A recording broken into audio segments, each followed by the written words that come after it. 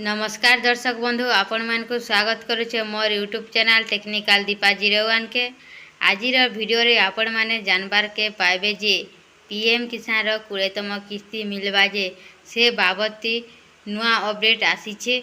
Video के last तक देखुन। आसन वीडियो के स्टार्ट करमा। ए सबु कृषकों को मिलिबो नाही पीएम किसान रो आगामी किस्ती आसिला बड़ो अपडेट। इटा हे धरित्री न्यूज रु आसीचे। देखो ना मैंने देशर कोटी कोटी कृषक पीएम किसान योजनार 20तम किस्तीर अपेक्षा रे अछंती। जून रे एही टंका आसीबार थिला हेले एथर सेथिरे विलंब होईछि। एही योजना रे गरीब कृषक मानंकु प्रति वर्ष 6000 टंकार आर्थिक सहायता मिलिथाए।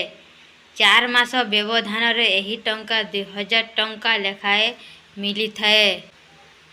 एही टंका नियमित व्यवधान रे मिलिबा पाई किछि काम करिबा जरूरी। जदि आपणक केवाईसी अपडेट नाही नचेत मोबाइल नंबर अपडेट नाही तेबे यहा विलंब होई पारे। आसंतु जानिबा। जदि आपणकु पीएम किसान योजनार लाभ मिली थाए तेबे यथाशीघ्र पीएम किसान पोर्टाल नचेत निकटतम सीएससी कॉमन सर्विस सेंटर जरिया रे निजर केवाईसी पूर्ण करंतु। पीएम किसान वेबसाइट अनुसार एथि पाई रजिस्टर किसान पाई ई केवाईसी अनिवार्य। ओटीपी ई केवाईसी पीएम किसान पोर्टाल रे उपलब्ध नचेत बायोमेट्रिक आधारित ई केवाईसी लागी निकटतम सीएससी केंद्र संपर्क करा जाई पारिबो। पीएम किसान योजना लागी मोबाइल नंबर अपडेट। अधिकारी website home page farmer corner option को जानतु। मोबाइल नंबर अपडेट करंतु अर्थात डिटेल अपडेट करिवा द्वारा संबंधित विकल्प क्लिक करंतु। रजिस्ट्रेशन नंबर अर्थात आधार नंबर जरिया रे निजर डिटेल खोजंतु। दिया जाइथिबा फिल्टर रे निजर पंजीकरण नंबर अर्थात आधार नंबर दाखल करंतु। स्क्रीन रे देखा जाइथिबा कैप्चा कोड दाखल करंतु। एबे सबमिट ऊपर क्लिक करंतु। सबमिट करिबा पर निजर मोबाइल नंबर अपडेट अथवा सठिक करिबा स्क्रीन रे दिया जाइथिबा निर्देश पालन करंतु। पीएम किसान योजना लागी बेनिफिशियरी स्टेटस किभली चेक करिवे। पीएम किसान अधिकारी वेबसाइट pmkisan.gov.in को जानतु। निजर आधार नंबर किंबा अकाउंट नंबर दाखल करंतु। निजर पेमेंट हिस्ट्री एवं एलिजिबिलिटी वेरीफाई करंतु। तार संगे संगे आर गोटे भी गणमाध्य रिपोर्ट न आसीचे। देखो ना माने एही दिन चाषी को अकाउंट को आसीबो टंका। जानतु परवर्ती किस्ती विषय रे सर्वशेष अपडेट। देश रे कोटी कोटी चाषी अछंती। प्रधानमंत्री किसान सम्मान निधि योजना अधीन रे प्रति वर्ष जेउ मानको आर्थिक सहायता दिया जाए सरकार वार्षिक 2000 टंकार 3टी किस्ती रे चाषी मानको मोट 6000 टंका दियंती। डीबीडी माध्यम रे सीधा सलख चाषी को अकाउंट को टंका पठा जाए।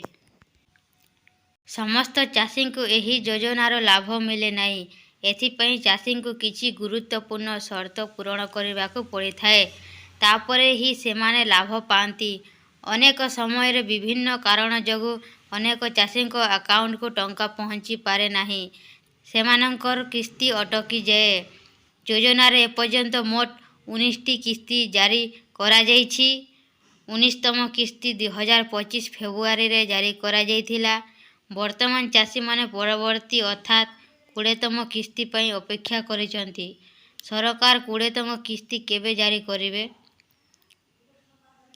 प्रकाश योग्य जे यह सरकार 4 मास व्यवधान रे पठाई थांती। फेब्रुआरी मास अनुଯାयी जुलाई मास रे 4 मास पूर्ण हेछि। एपरि परिस्थिति रे परवर्ती किस्ती जुलाई रे शीघ्र जारी होई पारे बोली अनुमान करा जाइछि। किसान योजनार समस्त किस्ती प्रधानमंत्री मोदी को द्वारा जारी करा जाइछि। 18 जुलाई रे प्रधानमंत्री नरेंद्र मोदी बिहार मोतिहारी रे एक ସମାବେଶକୁ ସମ୍ବୋଧିତ କରିବାକୁ ଯାଇଛନ୍ତି। ଅନୁମାନ କରାଯାଇଛି ଯେ ସେ ଏହି ଦିନ ପରବର୍ତ୍ତୀ କିସ୍ତି ମଧ୍ୟ ଜାରି କରିପାରନ୍ତି। ତଥାପି ବର୍ତ୍ତମାନ ଏ ବିଷୟରେ କୌଣସି ସରକାରୀ ସୂଚନା ପ୍ରକାଶ ପାଇନାହିଁ। କିନ୍ତୁ ପୂର୍ବ କିସ୍ତିର ରେକର୍ଡକୁ ଦେଖିଲେ ଅନୁମାନ କରାଯାଉଛି ଯେ ପ୍ରଧାନମନ୍ତ୍ରୀ ମୋଦି ଜୁଲାଇରେ ବିହାରରୁ ଏହି କିସ୍ତି ଜାରି କରିପାରନ୍ତି।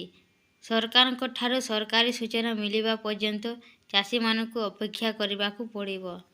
ଉଲ୍ଲେଖଯୋଗ୍ୟ ଯେ ପରବର୍ତ୍ତୀ କିସ୍ତି ଜାରି ହେବା ପୂର୍ବରୁ ଯୋଜନାର ୱେବସାଇଟ୍ ସରକାରୀ ତାରିଖ ଘୋଷଣା କରାଯିବ। ଚାଷୀମାନେ ସରକାରୀ ୱେବସାଇଟ୍ pmkisan.gov.in ପରିଦର୍ଶନ କରି ଅପଡେଟ୍ ଯାଞ୍ଚ କରିବେ। ଦେଖୁନ୍ ଆଜ୍ଞା ମାନେ ଗଣମାଧ୍ୟମ ରିପୋର୍ଟଟି ଆସିଥିବା ଇନଫର୍ମେସନ୍ ଆପଣଙ୍କୁ ମୋର ଭିଡ଼ିଓ ମାଧ୍ୟମରେ ଜଣାଲି। ଇନଫର୍ମେସନ୍ ଯଦି ଭଲ ଲାଗଲା ହେଲେ ଭିଡ଼ିଓକେ ଲାଇକ୍ ଆରୁ ମୋର ୟୁଟ୍ୟୁବ୍ ଚ୍ୟାନେଲ୍ ଟେକ୍ନିକାଲ ଦୀପା 01କେ ସବସ୍କ୍ରାଇବ୍ କରୁନ୍। ଏନ୍ତା ନୂଆ ନୂଆ ଯୋଜନାର ନୂଆ ନୂଆ ଅପଡେଟ୍ ଆପଣଙ୍କର ପାସକେ ଜଲ୍ଦି ପହଞ୍ଚିବା। ଧନ୍ୟବାଦ।